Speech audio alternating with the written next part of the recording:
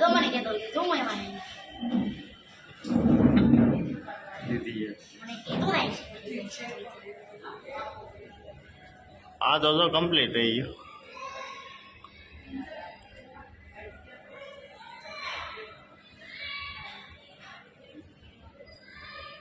તો પછી ગયો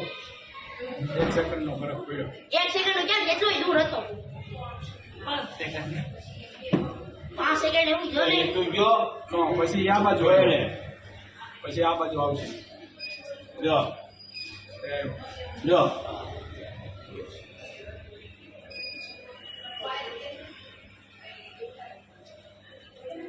રહેવા દેજો